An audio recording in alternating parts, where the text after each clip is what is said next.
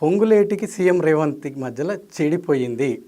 ఆ చెడిపోయిన కార్యక్రమంలో భాగంగానే రీసెంట్గా 10 మంది ఎమ్మెల్యేలు మీటింగ్ పెట్టారు. ఈ మీటింగ్ వెనకాల రేవంత్ రెడ్డి అస్సం ఉందని చెప్పేసి బీఆర్ఎస్ వాళ్ళు గట్టిగా చెప్తున్నారు.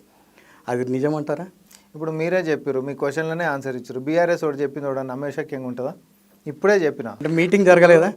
ఎమ్మెల్యేల మీటింగ్ జరిగిందని చెప్పి మీ ఎంపీ కూడా ఒప్పుకున్నాడు. కాదు కాదు, అది ఎమ్మెల్యేలు ఆడ ఉండి మేము అందరం కలిసి తినొద్దా, మేము తింటే కూడా ఒక పాపమేనా, ఇదెక్కడిది మా మీద ఇట్లా దుష్ప్రచారం చేస్తారని ఎమ్మెల్యేలు అందరూ స్పందించారు. ఎంతమంది? ఏడుగురు ఎమ్మెల్యేలు ఏమో స్పందించారు. అసలు మేమేదో కలిసి తిందామనంటే నీకెన్ని వస్తున్నాయి నిధులు, నాకెన్ని వస్తున్నాయి నిధులు, పోటాపోటీ అనేటటువంటిది పెరగాలి, నాకు కూడా ఎక్కువ నిధులు తెచ్చుకోవాలి, నేను ఆ నియోజకవర్గాలను ఎక్కువ అభివృద్ధి చేసుకోవాలి అనేటటువంటిది మాట్లాడుకోవద్దా? అట్లంటే గతంలో బీఆర్ఎస్ ఉంటున్నప్పుడు ఇతర దేశాల్లో ఎంజాయ్ చేసినటువంటి ఎమ్మెల్యేల లెక్క కాదు కదా మా ఎమ్మెల్యేలు.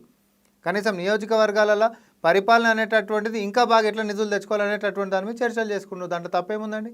దానికి మంత్రులకి ముఖ్యమంత్రి గారికి పడదు అనేటటువంటిది ఎట్లా ప్రవీణ్ అన్న? నాకు అర్థం కాదు.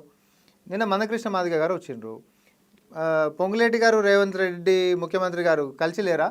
ఏ అంశంలోనైనా మంత్రుల సమావేశాలైనా లేకపోతే ఇంకొకటైనా ఇట్లాంటి అబద్ధాలకి మనం కన్సిడరేషన్లకు తీసుకున్నా కూడా ప్రజల యొక్క సమయము వృధా చేసిన వాళ్ళం అవుతామని అనుకుంటున్నాం.